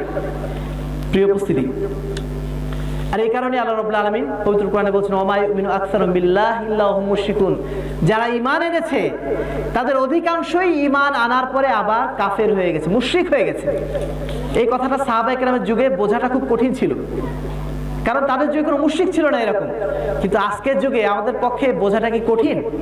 একজন মানুষ একই সাথে আল্লাহর ঈমানের ঘোষণা দিচ্ছে, আবার সে মুশরিক, সে একজন পীরের কাছে সিজদা দিচ্ছে। একই সাথে একজন মানুষ ঈমানের দাবি করছে, আবার শিরক করছে। এটা এখনকার যুগেই সম্ভব, সাহাবায়ে কেরামের যুগে এটা সম্ভব ছিল না। প্রিয় উপস্থিতি, আল্লাহ রাসূল সাল্লাল্লাহু আলাইহি ওয়াসাল্লামকে নিয়েও ঠিক একইভাবে বাড়াবাড়ি, তার সম্পর্ক আকীদা আমাদের এমন ভাবে চলে গেছে, এমন নিকৃষ্ট হয়ে গেছে যে আজকে আমরা তাকে বানাচ্ছি কি? তিনি হচ্ছেন নূরের নবী, তাই না? নূরের নবী, এটা তো সব জায়গায় প্রচলিত। রাসূল সাল্লাল্লাহু আলাইহি ওয়াসাল্লামকে বলা হচ্ছে তিনি নূরের নবী, অথচ আল্লাহ রাব্বুল আলামিন পবিত্র কোরআনে কি বলছেন? কুল ইন্নামা আনা বাশারুম মিসলুকুম ইউহা ইলাইয়া, হে মুহাম্মদ সাল্লাল্লাহু আলাইহি ওয়াসাল্লাম, আপনি মানব জাতিকে বলে দিন যে আমি তোমাদের মতোই একজন মানুষ। পার্থক্য কি? আমি, আমার কাছে আল্লাহর পক্ষ থেকে ওহী আসে, তোমাদের কাছে আসে না, এটুকুই পার্থক্য। অথচ আমরা আল্লাহ রাসূলের মান সম্মান বাড়ানোর জন্য তাকে মর্যাদা দেওয়ার জন্য বাড়াতে বাড়াতে তাকে একেবারে আসমানে যে ঠেকিয়ে দিয়েছি, তাকে নূরের তৈরি বলে প্রচার করছি। এমনকি বলা হচ্ছে যে তিনি হচ্ছেন কবরে জীবিত রয়েছেন, তিনি আমাদের সব কথা শুনতে পান। এখন আমরা যারা আহলে হাদিস তারা বলি যে আল্লাহ রাসূল সাল্লাল্লাহু আলাইহি ওয়াসাল্লাম তিনি আমাদের মতোই মাটির তৈরি এবং তিনি কবরে জীবিত নন, তিনি না মানে পৃথিবীর জীবন থাকে সাথে তার কোনো সম্পর্ক নেই, তিনি মারা গেছেন কবরে, তিনি বারজাখী জীবনে জীবিত আছেন সেটা আলাদা, কিন্তু পৃথিবীর জীবনের সাথে তার কোনো সম্পর্ক নেই। এটা আমরা যখন বলছি তখন তারা কি বলছে, এরা হচ্ছে গোস্তাখে রাসূল, রাসূলের সাথে বেয়াদবিকারী। আমরা বেয়াদবি করেছি নাকি? রাসূল মারা গেছেন এই কথা বলার কারণে আমরা নাকি বেয়াদবি করেছি? অথচ কোরআনে কি বলা হচ্ছে, ইন্নাকা মাইয়িতুন ওয়া ইন্নাহুম মাইয়িতুন, নিশ্চয়ই তুমিও একদিন মারা যাবে এবং যারা তোমার পূর্বে রাসূলরা এসেছিলেন তারাও মারা গিয়েছিলেন, তুমিও মারা যাবে এবং তারাও মারা গেছেন। অর্থাৎ পৃথিবীর জীবনের সাথে তাদের কোনো সম্পর্ক এখন আর নাই। অথচ আমাদের কবিতাগুলোতে আমাদের পীর সাহেবরা, আমাদের ওলামায়ে কেরাম যারা আছেন তারা পর্যন্ত তারা কি বলছেন, যখন কেউ হজে যায় তারা বলে যে আমার সালামটা রাসূলের কাছে যেয়ে পৌঁছে দিও, বলে না? সালামটা কি রাসূলের কাছে পৌঁছে দেওয়ার দরকার আছে? আমি এখান থেকে যখনই বলছেন সাল্লাল্লাহু আলাইহি সাল্লাম, তখনই ফেরেশতারা আমার সালামটা আল্লাহ রাসূলের কাছে যে পৌঁছে দিচ্ছেন। আল্লাহ রাসূলের সালাম পৌঁছানোর জন্য আমার মদিনায় যাওয়ার কোনো প্রয়োজন নেই, আল্লাহ রাসূলের কবরের কাছে যাওয়ার কোনো প্রয়োজন নেই, সেই সালাম আমি এখান থেকে দিতে পারি। কিন্তু আমাদের আকীদায় যে ঢুকে আছে যে আল্লাহ রাসূল জীবিত আছেন, তার কাছে যে তাকে যদি সালাম দিই তিনি হয়তো সরাসরি শুনতে পাবেন, এই চিন্তা থেকে কিন্তু সালাম পাঠানো হয়। আল্লাহ রাসূল সাল্লাল্লাহু আলাইহি ওয়াসাল্লাম আমাদেরকে বহু আগে সতর্ক করে দিয়েছেন, লা তুতরুনি কামা আতরাতিন নাসারা, তোমরা আমার ব্যাপারে ওইভাবে বাড়াবাড়ি করো না যেইভাবে খ্রিস্টানরা তাদের নবী নিয়ে, তাদের মানে ঈসা আলাইহিস সালামকে নিয়ে যেভাবে বাড়াবাড়ি করেছিল এবং তাকে আল্লাহর পুত্র বানিয়ে দিয়েছিল, ওইভাবে আমাকে নিয়ে বাড়াবাড়ি করো না। ইন্নামা আনা আবদুন, আমি শুধুমাত্র আল্লাহর বান্দা ছাড়া আর কিছু না। ফাকুলু আব্দুল্লাহ রাসূলু, তোমরা বলো যে আমি হচ্ছে আল্লাহর বান্দা এবং তার রাসূল, এর বাইরে তোমরা বাড়াবাড়ি করো না, অন্য কোনো কথা তোমরা আমার সম্পর্কে বলো না। এমনকি ইবনে আব্বাস রাদিয়াল্লাহু তাআলা আনহু বলছেন যে রাসূল সাল্লাল্লাহু আলাইহি ওয়াসাল্লাম যখন খুতবা একদিন দিচ্ছিলেন, দাঁড়িয়ে খুতবা দিচ্ছেন, এই সময় একজন ব্যক্তি দাঁড়ালো, দাঁড়িয়ে বলল যে মাশাআল্লাহ শিতা ইয়া রাসূলুল্লাহ, আল্লাহ যা চান এবং আপনি যা চান হে রাসূল। তখন রাসূল সাল্লাল্লাহু আলাইহি ওয়াসাল্লাম তার উপর রেগে গেলেন, ক্ষেপে গেলেন। তিনি বলছেন আজালতানি লিল্লাহি নিদ্দান কুল মাশাআল্লাহ ওয়াদাহু, এই লোক তুমি কি বললে এটা? তুমি কি আমাকে আল্লাহর সাথে সমকক্ষ বানিয়ে দিলে? আমাকে আল্লাহর সমকক্ষ বানিয়ে দিচ্ছ? বরং বলো যে আল্লাহ একা যা চান তাই হবে, আল্লাহ যা চান তাই হবে, আমি যা চাই মানে আমি তো একজন মানুষ মাত্র, আমি একজন সৃষ্টি মাত্র, আমার পক্ষে কখনো ক্ষমতা নেই যে আমি যা চাইবো সেটাই হবে, বরং আল্লাহ যা চান সেটা হবে। আমরা এখন আমাদের বিভিন্ন মসজিদে দেখি কি আল্লাহ একদিকে আর একদিকে মুহাম্মদ, তাই না? আমাদের রাসূল সাল্লাল্লাহু আলাইহি ওয়াসাল্লাম যদি এখন বেঁচে থাকতেন তিনি এই জিনিসটাকে কি ভালো চোখে দেখতেন? একদিকে আল্লাহ একদিকে মুহাম্মদ, যেন আল্লাহ এবং মুহাম্মদ সাল্লাল্লাহু আলাইহি ওয়াসাল্লাম দুজনকে একই কাতারে আমি রাখছি। আল্লাহ রাসূল এইটুকু সহ্য করলেন না যে মাশাআল্লাহ ওয়া মাশিতা, আল্লাহ যা চান এবং আপনি যা চান তাই হবে, এইটুকু যখন সহ্য করলেন না, তাহলে আমরা যখন আমাদের মসজিদে টানিয়ে রাখছি একদিকে আল্লাহ একদিকে মুহাম্মদ, এটা কি আল্লাহ রাসূল সহ্য করতেন? প্রিয় উপস্থিতি, এই জিনিসটা জায়গায় আমরা মানে এটাকে গুরুত্বই দেই না। এর মধ্যেও কিন্তু আকীদার সূক্ষ্ম কারচুপি রয়েছে। আপনারা জানেন যারা সুফিবাদী, যারা পীর পূজারী, তারা কিন্তু অনেকেই এটা মনে করে যিনি মুহাম্মদ সাল্লাল্লাহু আলাইহি ওয়াসাল্লাম তিনি আল্লাহ, যিনি আল্লাহ তিনি মুহাম্মদ। বলুন নাউযুবিল্লাহ মিন যালিক। এদের মধ্যে এই আকীদা আছে এবং এই আকীদার কারণে কিন্তু দুইটা নামকে তারা পাশাপাশি রাখে। অতএব যারা আমরা আহলুল হাদিস রয়েছি আমাদের এই বিষয়ে সতর্ক থাকা দরকার। আমাদের অনেকের গাড়িতে আমরা দেখি ঝুলে থাকে আল্লাহ মুহাম্মদ পাশাপাশি, যাদের প্রাইভেট গাড়ি আছে অথবা মোটরসাইকেল আছে, এই ধরনের বিষয়গুলো যদি থাকে দয়া করে উঠিয়ে ফেলবেন। আপনাদের অনেকের বাড়িতে শোপিস হিসাবে এভাবে টানানো রয়েছে, দয়া করে এগুলো টানাবেন না। আল্লাহ মুহাম্মদ সাল্লাল্লাহু আলাইহি ওয়াসাল্লাম তারা বেঁচে থাকবেন আমাদের মানে তাদের আদর্শের মধ্যে দিয়ে, আমরা তাদের আদর্শ অনুসরণ করাটাই যথেষ্ট, তাদের নাম এভাবে ঝুলিয়ে রাখার কোনো প্রয়োজন নেই। বরং এতে তাদের অবমর্যাদা হয়। সেখানে নিশ্চয়ই ময়লা পড়ছে, তাই না? যখন আল্লাহ মুহাম্মদ আমরা টানিয়ে রাখছি সেখানে নিশ্চয়ই ময়লা পড়ছে, তাই না? টিকটিকি পায়খানা করছে বা আরো কিছু করছে, বরং তাদের নামের অবমর্যাদা হচ্ছে। এগুলো দয়া করে করবেন না। আল্লাহ এবং মুহাম্মদ সাল্লাল্লাহু আলাইহি ওয়াসাল্লাম তিনি হচ্ছেন আমাদের আদর্শের জায়গা, তাদের আদর্শের অনুসরণ আমরা করব। তাদের নাম ঝুলিয়ে কালকে আমাদের ময়দানে আমরা কোনো ফায়দা পাবো না। প্রিয় উপস্থিতি, এবার আসুন মানহাজের ক্ষেত্রে। আচ্ছা, আপনাদের শুনতেই কষ্ট হচ্ছে? আমরা এমন একটা কালচার এখন বানিয়ে ফেলেছি যে আমাদের ওয়াজ মাহফিলগুলো হতে হতে সেই 12টা 1টা পর্যন্ত চলে যায়। তারপরে যখন আমাদের মুসল্লিরা বাড়িতে যান, ফজরের সময় আর ওঠার সময় পান না। ফজরের সালাত আমাদের, আমি এখন যদি 1টা পর্যন্ত প্রোগ্রাম চালাই, আমি 100% বলতে পারি এখান থেকে 50% আপনারা ফজরের সালাত আদায় করবেন না, ঠিক কি না? এটা কি মানে এই কালচারটা কি, এটা কি আমাদের জন্য ভালো কালচার? আমাদের সমাবেশগুলো সর্বোচ্চ 12টা, এর উপরে কোনোভাবেই চালানো উচিত না। তো যাই হোক, যেটা বলতে চাচ্ছিলাম, এতক্ষণ বললাম আকীদার ক্ষেত্রে এবং মানহাজের ক্ষেত্রে আসি। মানহাজের ক্ষেত্রে এসে আমরা সাহাবায়ে কেরামের মানহাজ থেকে অনেক দূরে চলে গেছি। তার প্রথম যে মানে বিষয়টি সেটা হচ্ছে আমরা জিহাদের ক্ষেত্রে সবচেয়ে বড় বাড়াবাড়ি করে ফেলেছি। আজকের যুগে যারা আইএস নামে পরিচিত, যারা জেএমবি নামে পরিচিত, কিছুদিন আগে জামালপুরে, দুঃখজনক হলেও সত্য, আমাদের অত্যন্ত শ্রদ্ধাভাজন আলেম মাওলানা আব্দুল্লাহ বিন ফজলের নাম শুনেছেন আপনারা, তাই না? মাওলানা আব্দুল্লাহ বিন ফজল, উনি নিশ্চয়ই আপনাদের এলাকায় আসতেন। তার যিনি সন্তান আব্দুর রহমান, নাম শুনেছেন আপনারা? শায়েখ আব্দুর রহমান। এই সমস্ত মানুষগুলা মদিনা থেকে ফারেগ হয়ে আসছেন, আসার পরেও তারা জিহাদের ব্যাখ্যা নিয়ে বাড়াবাড়ি করে তারা একটা মুসলিম দেশের সরকারকে তাগুত আখ্যা দিয়ে এবং কাফের আখ্যা দিয়ে তাদের বিরুদ্ধে যুদ্ধ ঘোষণা করেছিল, তাই না? 2005 সালে তারা এদেশের 64 জেলা 63 জেলাতে বোম ফাটিয়ে তারা জঙ্গিবাদের মানে একটা ছায়া সারা দেশে ছড়িয়ে দিয়েছিল। অথচ এটা নিঃসন্দেহে সাহাবায়ে কেরামের মানহাজ ছিল না, সাহাবায়ে কেরামের আকীদা ছিল না। আমাদের যিনি সরকার আছেন, সরকার প্রধান আছেন, আমরা নিঃসন্দেহে মনে করি তারা বা তিনি বা আমাদের সরকার ইসলাম অনুযায়ী দেশ চালাচ্ছেন না। চালাচ্ছেন? আমাদের অর্থনীতি, আমাদের রাজনীতি, আমাদের সমাজনীতি কোনোটাই, আমাদের বিচার নীতি কোনোটাই ইসলাম অনুযায়ী পরিচালিত হচ্ছেন না। কিন্তু আমাদের সরকারে যিনি আছেন তারা কি অমুসলিম? তারা কি নিজেদেরকে অমুসলিম বলছেন? তারা কি সালাত আদায় করেন না? তারা কি হজ আদায় করেন না? যাকাত দেন না? তারা ইসলামের অনেক বিধানই মানছেন, আবার কিছু বিধান মানছেন না, এবং সেই বিধানগুলোকে তারা কিন্তু অস্বীকারও করেন না। তারা বলছেন আমরা সিস্টেমের কারণে বন্দী হয়ে গেছি, অথবা আমরা পারছি না। তাদের এখানে গাফলতি আছে, তারা জুলুম করেছেন, তাদের এখানে পাপ রয়েছে, নিঃসন্দেহে তারা পাপী। তারা আল্লাহর আইন বাস্তবায়ন না করার জন্য পাপী হবেন, কিন্তু তারা কি এজন্য কাফের হয়ে গেছেন?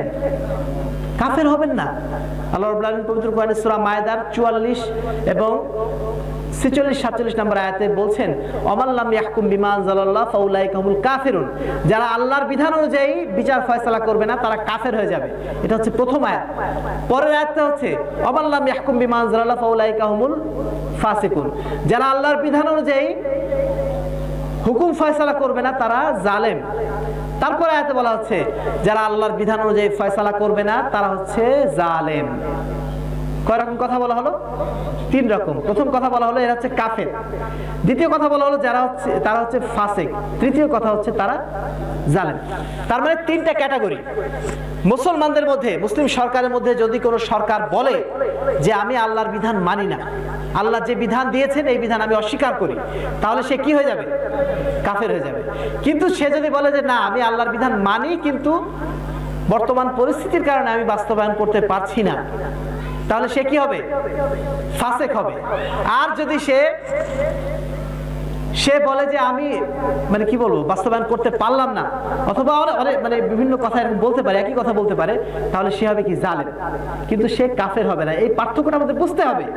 যারা জেএমবি হয়ে গেছে বা যারা জঙ্গিবাদের অনুসারী হয়ে গেছে তারা এই জায়গাতে ভুল করেছে। তারা মনে করেছে পাপ করলেই সে কাফের হয়ে যায়, কবিরা গুনাহ করলেই সে কাফের হয়ে যায়। কবিরা গুনাহ করলেই সে কাফের হয়ে যায় না। কবিরা গুনাহগার মানে সে জালেম, সে ফাসেক, কিন্তু কাফের না। কাল কিয়ামতের ময়দানে আল্লাহ রাসূল সাল্লাল্লাহু আলাইহি ওয়াসাল্লাম শাফাআত করবেন কাদের জন্য জানেন? শাফাআত তো আমভাবে সমস্ত মুসলমানের জন্য করবেন, কিন্তু বিশেষভাবে তিনি শাফাআত করবেন কবিরা গুনাহগার যারা তাদের জন্য। যারা কবিরা গুনাহ করেছে তাদের জন্য কিন্তু আল্লাহ রাসূল শাফাআত করবেন। তার মানে কবিরা গুনাহগার ব্যক্তি কখনোই কাফের না। সে জালেম হতে পারে, সে ফাসিক হতে পারে, সে পাপী হতে পারে, কিন্তু সে কাফের নয়। অতএব তাকে কাফের আখ্যা দিয়ে তার বিরুদ্ধে যুদ্ধ ঘোষণা করা নাজায়েজ। এই জায়গাতে এসে আমাদের যারা জঙ্গিবাদী বা যারা জেএমবির নাম ধারণ করেছেন তারা ভুল করেছেন এবং সাহাবায়ে কেরামের মানহাজ থেকে তারা দূরে সরে এসেছেন।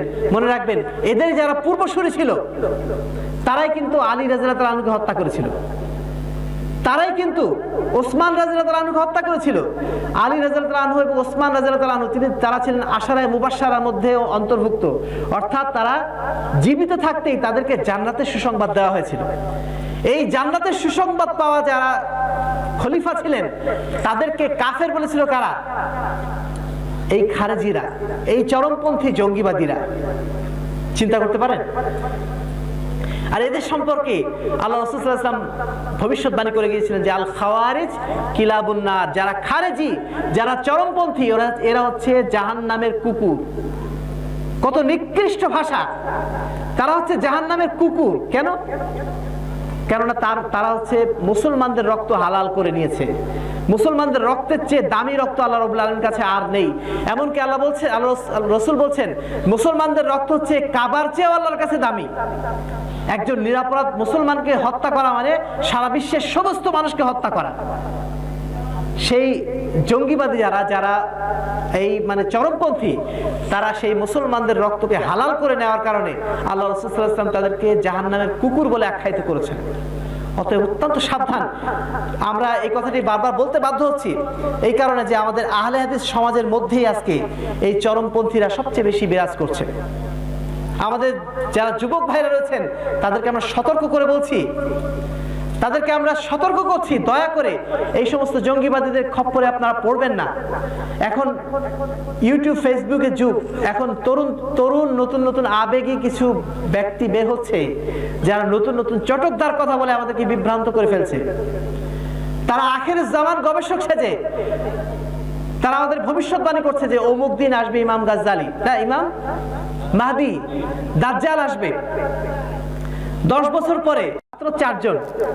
একজন ছিলেন দাউদ আলাইহিস সালাম, তার সন্তান সুলাইমান আলাইহিস সালাম, তারপরে ইউসুফ আলাইহিস সালাম, আর তারপরে আমাদের রাসূল মুহাম্মদ রাসূলুল্লাহ সাল্লাল্লাহু আলাইহি ওয়াসাল্লাম। এই 4 জন নবী মাত্র ক্ষমতায় গিয়েছিলেন। বাকি যে সমস্ত নবীরা ছিলেন তারা কেউ ক্ষমতায় গিয়েছিলেন? তার মানে কি তারা ইকামতে দ্বীন করতে ব্যর্থ হয়েছে? প্রিয় উপস্থিতি, এমনও নবী ছিলেন যে যারা কাল কিয়ামতের ময়দানে উঠবেন তাদের সাথে কেউ থাকবে না, কোনো সাথী নেই, অর্থাৎ একজনকেও তারা হেদায়েত করতে পারেন নাই। তাহলে তারা কি ইকামতের দিনের দায়িত্ব পালন করতে ব্যর্থ হয়েছেন? কখনো না। ইকামতের দিন মানে কি? আমার ব্যক্তিগত জীবন থেকে শুরু করে আমার পারিবারিক জীবন, আমার সামাজিক জীবন, আমার রাষ্ট্রীয় জীবন, সর্বত্র ইসলামের বিধিবিধানকে প্রতিষ্ঠা করার নাম হচ্ছে ইকামতের দিন। ইকামতের দিন মানে শুধুমাত্র রাষ্ট্র ক্ষমতায় ইসলাম প্রতিষ্ঠা করার নাম নয়।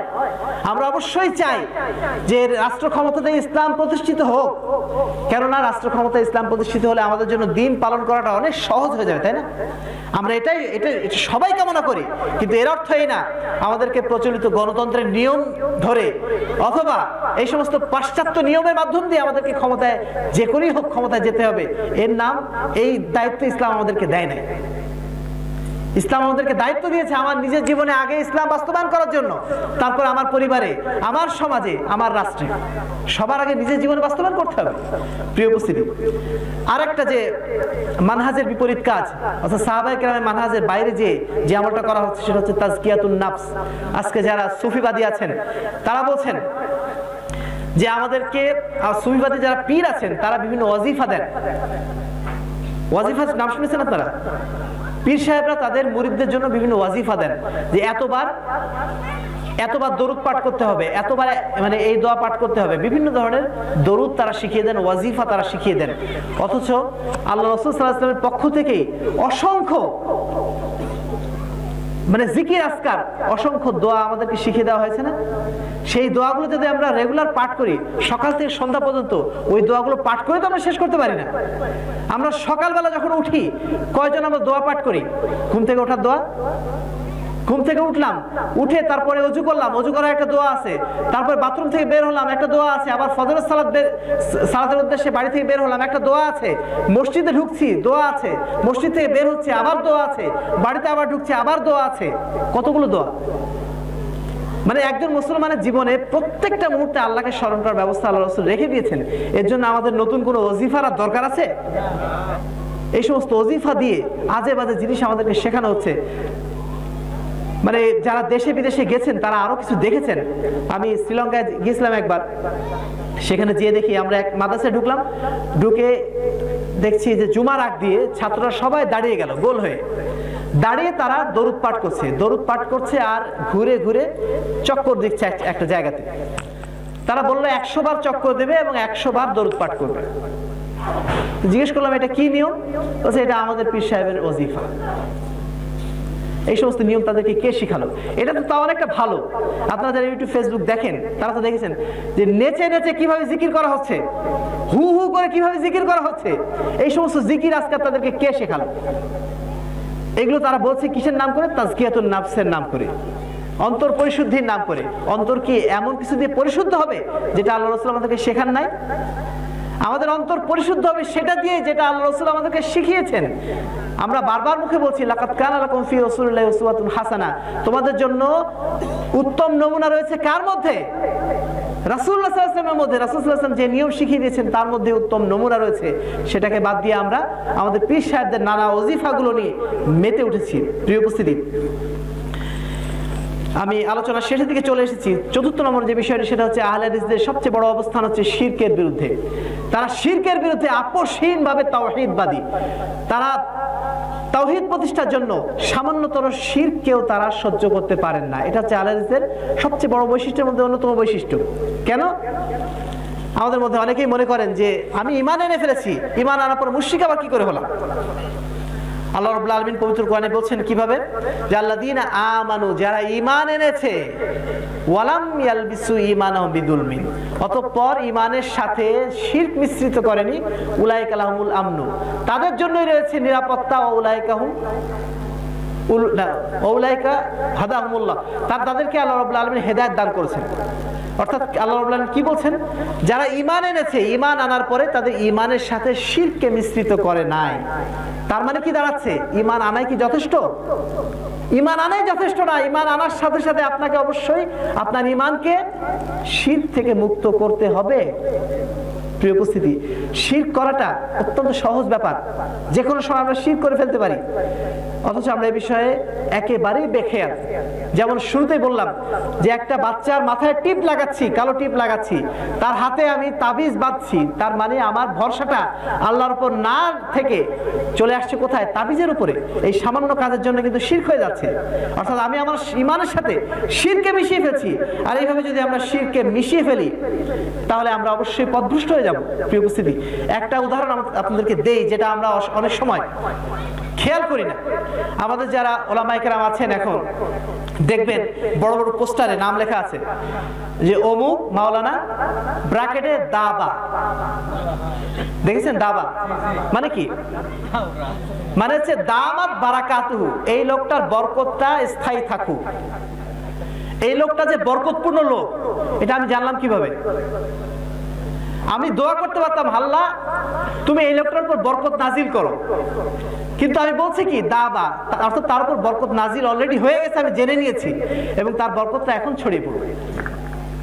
তারপরে আরেকটা শব্দ লেখা হয় মজিআ, দেখেছেন? মজিআ মানে কি? মাদ্দা জিল্লুহুল আলী, তার উচ্চ ছায়াটা আরো বিস্তৃত হোক, তার সুউচ্চ ছায়া, তার মর্যাদার ছায়াটা আরো বেশি সুবিস্তৃত হোক। এই সমস্ত দোয়া আমাদেরকে কে শিখালো? আল্লাহ রাসূল বলছেন হাফিজাকাল্লাহ হাফিজাকুমুল্লাহ, আল্লাহ তোমাকে হেফাজত করুন। অথবা সাহাবায়ে কেরামের পরে বলে আমরা রাদিয়াল্লাহু আনহুম, তাদের উপর আল্লাহ রাব্বুল আলামিন রাজি হন, খুশি হন।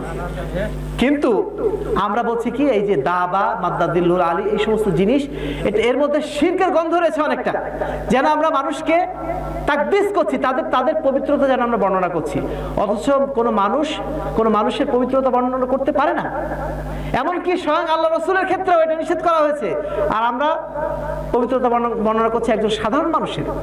প্রিয় উপস্থিতি, এই সমস্ত শিরকি কালচার থেকে আমাদেরকে দূরে থাকতে হবে। আমাদের পঞ্চম বৈশিষ্ট্য আহলে হাদিসদের, তারা সর্বদা বেদাতের বিরুদ্ধে আপোষহীনভাবে সুন্নাতপন্থী। তারা কোনো প্রকার বেদাতকে তারা সহ্য করেন না।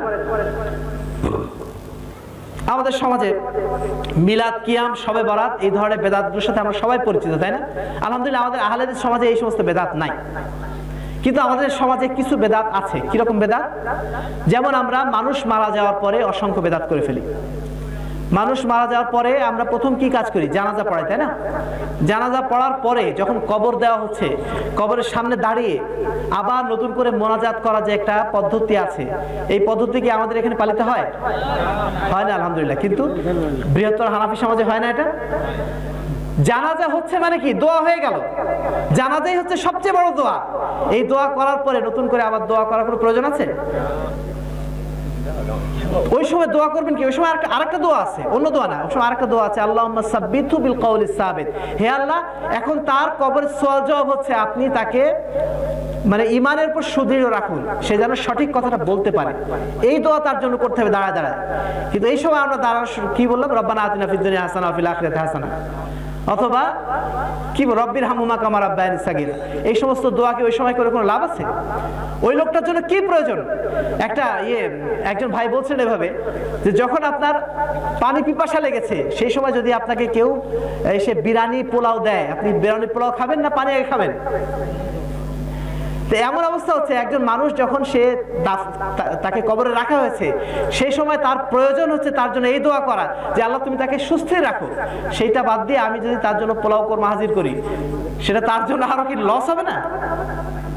প্রিয় উপস্থিতি, এইভাবে আমরা প্রত্যেক জায়গাতে সুন্নাতের বিপরীত কাজ করছি, বেদাত করছি। আমাদের সমাজে কিছু কাল আগেও আহলে হাদিসদের মধ্যেও ছিল, 5 ওয়াক্ত সালাতের পরে আমরা দলবদ্ধভাবে মোনাজাত করা অভ্যস্ত ছিলাম, তাই না? 5 বছর আগে মনে ছিল এই এলাকায়, আমি যত শুনলাম।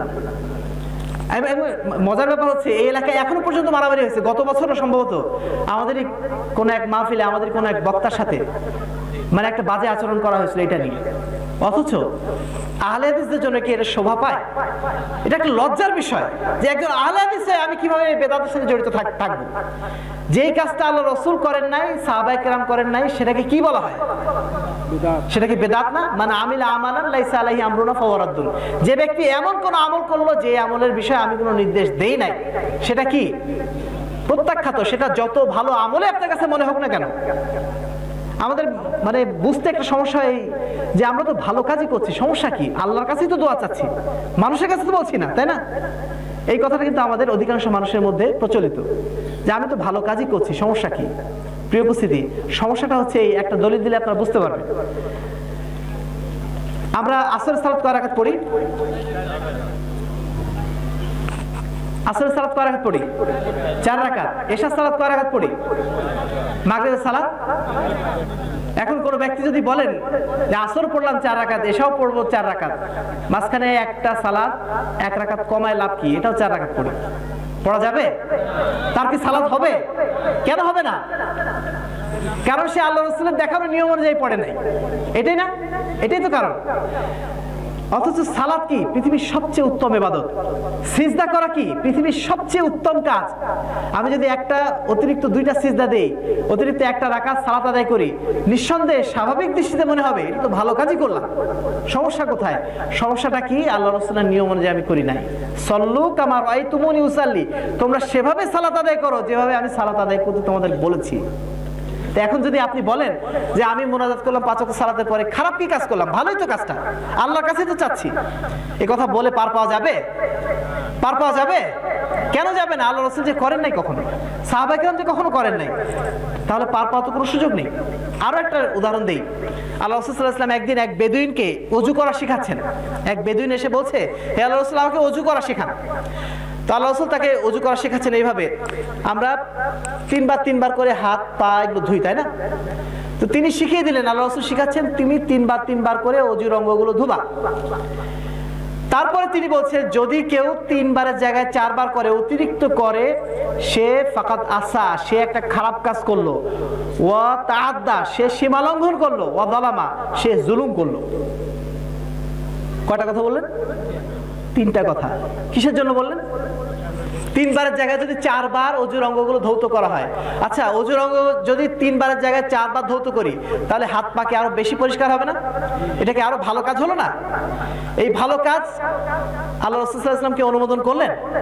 কি বলছেন? 3টা শব্দ দিয়ে তিনি নিষেধ করছেন এবং নিন্দা করছেন। ফাকাদ আসা, সে একটা খারাপ কাজ করলো, সে সীমা লঙ্ঘন করলো, সে জুলুম করলো। কেন? সে আল্লাহ রাসূল সাল্লাল্লাহু আলাইহি ওয়াসাল্লামের দেখানো নিয়ম বাদ দিয়ে সে অতিরিক্ত করলো। আরো একটা হাদিস আপনারা জানেন, 3 জন ব্যক্তি আল্লাহ রাসূলের স্ত্রীদের কাছে এসে বলল, হে আল্লাহ রাসূল, হে আল্লাহ রাসূলের স্ত্রীরা, আল্লাহ রাসূল কি কি ইবাদত করেন আমাদের শোনান। যখন সেই স্ত্রীরা বলল যে আল্লাহ রাসূল অমুক অমুক ইবাদত করেন, তখন তারা বলল, ওমা, আল্লাহ রাসূল সাল্লাল্লাহু আলাইহি ওয়াসাল্লাম এত কম ইবাদত করেন? আল্লাহ রাসূল এত কম ইবাদত করেন, তার মানে কি? তার বোধহয় আগে পরে সমস্ত গুনাহ ক্ষমা হয়ে গেছে, তার বোধহয় ইবাদত বেশি করা লাগে না। এই জন্য তাদের একজন বলল কি, আমি সারা রাত ইবাদত করব, আমি রাতে ঘুমাবোই না। আরেকজন বলল আমি মানে প্রতিটা দিন, বছরের প্রতিটা দিন সিয়াম রাখবো, কোনোদিন সিয়াম ছাড়বো না। আরেকজন বলল আমি বিয়েই করবো না, ইবাদত করার জন্য আমি আর বিয়ে করব না। তখন আল্লাহ রাসূল সাল্লাল্লাহু আলাইহি ওয়াসাল্লাম বাইরে বেরিয়ে এসে জিজ্ঞাসা করলেন, হে 3 জন অমুক অমুক ব্যক্তি, তোমরাই কি এমন কথা বললা? জেনে রাখো, আমি তোমাদের মধ্যে আল্লাহকে সবচেয়ে বেশি ভয় করি, সবচেয়ে বেশি তাকওয়া অবলম্বন করি, কিন্তু তারপরেও আমি একদিন সিয়াম রাখি, একদিন সিয়াম ছাড়ি। আমি রাতের কিছু অংশ সালাত আদায় করি, আবার কিছু অংশ ঘুমাই, এবং আমি অর্থাৎ স্ত্রীদের সাথেও থাকি, অর্থাৎ বিয়েও করেছি। ফামান রাগিবা আন সুন্নতি ফালাইসা মিন্নি, যে আমার সুন্নাত থেকে বিমুখ হয়ে গেল সে আমার অন্তর্ভুক্ত নয়। এখন বলুন, এই যে 3 জন ব্যক্তি 3টা শপথ করেছিল, এগুলো কি খারাপ কোনো কথা ছিল? খারাপ কোনো কাজ ছিল? তারা পৃথিবীর শ্রেষ্ঠ কাজগুলো করার জন্যই শপথ গ্রহণ করেছিল, কিন্তু ওই কাজগুলো আল্লাহর কাছে গ্রহণযোগ্য হবে না, বা আল্লাহ রাসূল সাল্লাল্লাহু আলাইহি ওয়াসাল্লাম নিন্দা করলেন। কেন? তার কারণ হচ্ছে আল্লাহ রাসূল সাল্লাল্লাহু আলাইহি ওয়াসাল্লাম তাদেরকে এইভাবে শিখিয়ে দেন নাই। সুতরাং ভালো কাজ হলেই হবে না, সেই ভালো কাজটার অনুমোদন আল্লাহ রাসূলের পক্ষ থেকে থাকতে হবে, তাহলেই সেটা সুন্নাত মোতাবেক হবে। যদি তা না হয়, সেটা পৃথিবীর সবচেয়ে শ্রেষ্ঠ কাজ হলো সেটা বেদাত। এই বুঝটা আমাদের মধ্যে নাই। এই বুঝটা না থাকার কারণে বোকার মতো আমরা বলি, মাইকও তো বেদাত, টুপিও তো বেদাত, তুমি নিজেও তো একটা বেদাত। এই সমস্ত ফালতু কথা বলে না কেউ? প্রিয় উপস্থিতি, এগুলো আমাদের বোঝার চেষ্টা করতে হবে। আমি আমার আলোচনা একবারে শেষ প্রান্তে চলে এসেছি। আমরা যে কথাটি শুরুতে বলতে চেয়েছিলাম, যে আমাদের মধ্যে আহলে হাদিস ভাইরা যারা রয়েছেন, তারা আজকে আমাদের নিজেদের পরিচয় হারিয়ে ফেলেছি। হারিয়ে ফেলতে ফেলতে এমন একটা অবস্থা চলে গেছি আমরা নিজেদেরকে আহলে হাদিস বলতে পর্যন্ত এখন লজ্জাবোধ করি। অনেকে আছেন না, এমন বলেন যে আহলে হাদিস স্ট্যাটাস ওগুলো কিছু না, আমি মুসলিম। এমন লোক কি আছেন আমাদের মধ্যে? আহলে হাদিস বলাই বাদ দিয়ে দিয়েছেন। অথচ আহলে হাদিস টার্মটা আজকের টার্ম না, এটা সেই সাহাবায়ে কেরামের যুগের টার্ম। তখন থেকে এটা ব্যবহার করে আসা হচ্ছে। কেন? সমাজে বাতিলরা ভিড় করার কারণে, যখন বাতিল দল উপদল চলে আসলো, যখন বেদাতীদের উত্থান ঘটলো, তখন তাদের বিপরীতে আহলুস সুন্নাহ যারা হকপন্থী, তাদের একটা পরিচয় নির্ধারণ করার জন্য এই নামটা দেওয়া হয়েছিল। এটা একটা বৈশিষ্ট্যগত নাম। এটা না, এই নাম যদি কেউ গ্রহণ করে, এর অর্থ এই না তারা দলবাজি করছেন বা ফেরকাবাজি করছেন, না। এটা হচ্ছে একটা পরিচয় সূচক নাম। আমরা সবাই মুসলমান, নিঃসন্দেহে আমরা সবাই মুসলমান, কিন্তু আমরা কি বেদাতি মুসলমান? আমরা মাজার পূজারী মুসলমান? আমরা কি মাযহাবী মুসলমান? আমরা সবাই কি পবিত্র কোরআন এবং সহিহ হাদিসের অনুসারী মুসলমান। আর এই কারণে আমাদেরকে বলা হচ্ছে আহলুল হাদিস। প্রিয় উপস্থিতি, আমরা যেন কেউ, আজকে এই কথাগুলো বলার উদ্দেশ্য হচ্ছে আমরা যেন কেউ জাতীয়তাবাদী আহলে হাদিস না হই। জাতীয়তাবাদী আহলে হাদিস মানে বোঝেন? যারা বাপদাদার আমল থেকে আহলে হাদিস, আহলে হাদিসের আকীদা আমল কিচ্ছু নাই, বাপদাদা আহলে হাদিস ছিল তাই আহলে হাদিস। এই জাতীয়তাবাদী আহলে হাদিস দিয়ে কাল কিয়ামতের ময়দানে মুক্তি পাওয়া যাবে না। কিয়ামতের দিন যদি মুক্তি পেতে হয়, নাজি ফেরকার মধ্যে যদি ঢুকতে হয়, তাহলে আপনাকে অবশ্যই আদর্শিক আহলে হাদিস হতে হবে। আপনার আদর্শে আহলে হাদিসের আদর্শ থাকতে হবে, আপনার আদর্শে আহলে হাদিসের চেতনা থাকতে হবে। যদি আহলে হাদিসের চেতনা না থাকে, আকীদা না থাকে, মানহাজ না থাকে, তাহলে আপনি আহলে হাদিস নাম নিয়ে কখনো জান্নাতে যেতে পারবেন? আহলে হাদিস নাম নিয়ে জান্নাতে যাওয়া যাবে না, আহলে হাদিসের বৈশিষ্ট্য নিয়ে যেতে হবে। প্রিয় উপস্থিতি, আমাদের আহলে হাদিস ভাইরা যারা রয়েছেন তাদের প্রতি আমাদের অনুরোধ থাকবে, আপনারা সুন্নতের পুরোপুরি পাবন্ধ হওয়ার চেষ্টা করুন। অনেকের মুখে আমাদের দাড়ি নেই, অনেকেরই আমাদের এখনো টাকলুর নিচে কাপড় থাকছে, অথচ আমরা দাবি করছি আমরা আহলুল হাদিস। এটা উচিত না। ইমাম শাফি বলছেন, ইদা রাআইতু আহাদাম মিন আসহাবিল হাদিস ফাকান্নানি রাআইতু নবিয়্য সাল্লাল্লাহু আলাইহি ওয়াসাল্লাম হাইয়ান। যখন আমি কোনো আহলে হাদিস ভাইকে দেখি, তখন যেন আমি দেখি যে আমি স্বয়ং রাসূল সাল্লাল্লাহু আলাইহি ওয়াসাল্লামকে দেখছি। বলুন আলহামদুলিল্লাহ। আহলে হাদিসদের বৈশিষ্ট্যটা হবে এমন, তারা সর্বদা থাকবে সুন্নাতের পাবন্দ। তাদের চেহারা দেখলেই বোঝা যাবে যে এরা হচ্ছে সুন্নাতের পাবন্দ। তা আপনার চেহারায় শুরুতেই যদি কেউ দেখে যে দাড়ি নাই, তাহলে তো সে প্রথমে আপনার সম্পর্কে একটা খারাপ ধারণা করে বসবে, তাই না? এই সুন্নাতকে নিয়ে আমাদের যেতে হবে আল্লাহ, মানে কাল কিয়ামতের ময়দানে, বা আমরা যদি যখন কবরে যাচ্ছি, কবরে যাওয়ার সময় একটাই মাত্র সুন্নাতি জিনিস আমরা নিয়ে যাই। কোনটা? দাড়ি, তাই না? অন্য আমি সুন্নাত অনুযায়ী সালাত আদায় করছি কিনা এটা কিন্তু দেখা যাচ্ছে না, অথবা আমি সুন্নাতি পোশাক পরছি কিনা এটা কিন্তু দেখা যাচ্ছে না, কিন্তু আমার দাড়িটা দেখা যাচ্ছে। আমার দাড়ি যখন দেখতে পাচ্ছে মানুষ, তখনই বুঝতে পারবে যে না, এই লোকটা হচ্ছে সুন্নাতের পাবন্দ লোক ছিল। সুতরাং আমরা কেউ যেন এটাকে অবহেলা না করি। আল্লাহ রাসূল সাল্লাল্লাহু আলাইহি ওয়াসাল্লামের একটা গুরুত্বপূর্ণ শিয়া, এটাকে আমরা অনুসরণ করার চেষ্টা করব। প্রিয় উপস্থিতি, আহলে হাদিস আন্দোলন বাংলাদেশের নাম আপনারা শুনেছেন। আহলে হাদিস আন্দোলন বাংলাদেশ সারা বাংলার বুকে এই আদর্শবাদী আহলে হাদিস তৈরি করার জন্য সবচেয়ে বেশি মেহনত করে যাচ্ছে। একটা সময় ছিল আমাদের সমাজে অধিকাংশ আহলে হাদিসরা তাদের মানে আকীদা হারিয়ে ফেলেছিল, চেতনা হারিয়ে ফেলেছিল। আমি জাতীয়তাবাদী আহলে হাদিস এই জন্যই কথাটা বললাম যে আহলে হাদিসের নাম নিচ্ছে অথচ সে বিড়ি খাচ্ছে। আহলে হাদিস নাম নিচ্ছে, সে গণতান্ত্রিক রাজনীতির একজন বড় লিডার হয়ে বসছে। এগুলো আহলে হাদিসের পরিচয় না। তারা চেতনা, চিন্তা চেতনা সব হারিয়ে ফেলেছিল। আর এই কারণেই মোহতারাম আমির জামাত ডক্টর আসাদুল্লাহ আল গালিব উনি মাঝে মধ্যেই বলেন, আমি যখন আন্দোলন শুরু করি তখন মূলত আহলে হাদিসদেরকে আহলে হাদিস বানানোর জন্য